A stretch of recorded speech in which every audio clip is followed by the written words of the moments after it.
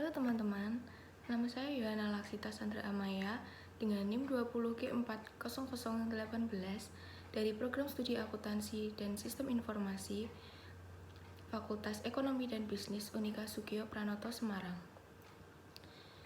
Kali ini saya akan menjelaskan melalui video reaction dalam pembelajaran filsafat dan logika tentang hyperrealita. Apa sih hyperrealita itu? Hyperrealita adalah suatu pembelajaran agar orang tidak melihat kebenaran dari satu sisi atau dari satu perspektif saja. Karena realita tidak melulu tunggal, namun realita bisa multi perspektif dan bisa paralel.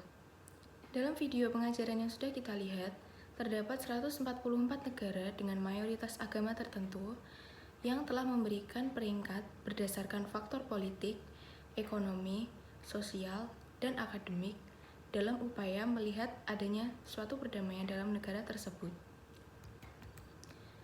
Peringkat pertama adalah negara yang paling bagus dalam hal adanya perdamaian, dan peringkat 144 adalah negara yang paling kurang dalam hal perdamaian.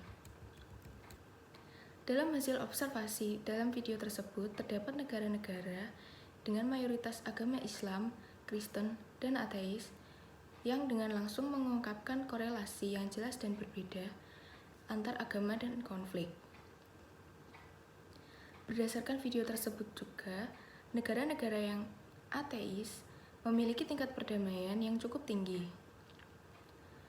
Memang ada argumen dari yang non-teistik yang menyebutkan, pertama, negara Islam memiliki angka kerusuhan yang tinggi, tingkat pendidikan cenderung lebih rendah dari negara maju, beberapa negara terlibat perang saudara, dan beberapa negara Islam di Afrika adalah negara yang sangat miskin. Yang kedua, negara-negara Kristen memiliki angka kerusuhan yang tinggi juga. Tingkat pendidikannya cenderung lebih rendah dari negara maju.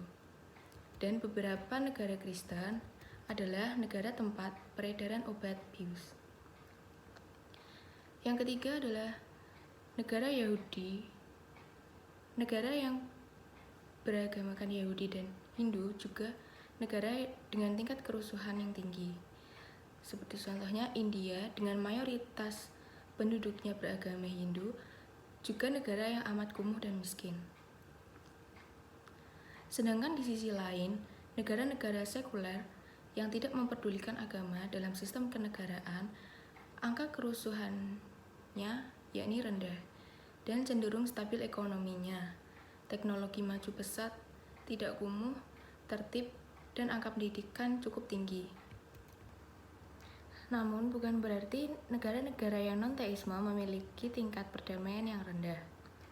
Karena dalam negara yang non-teisme pasti di dalamnya juga memiliki masyarakat atau orang-orang yang menjunjung tinggi agar terciptanya perdamaian.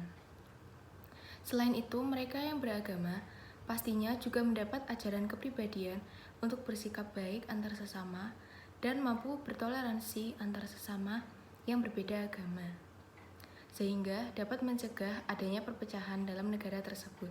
Sekian dari saya, terima kasih.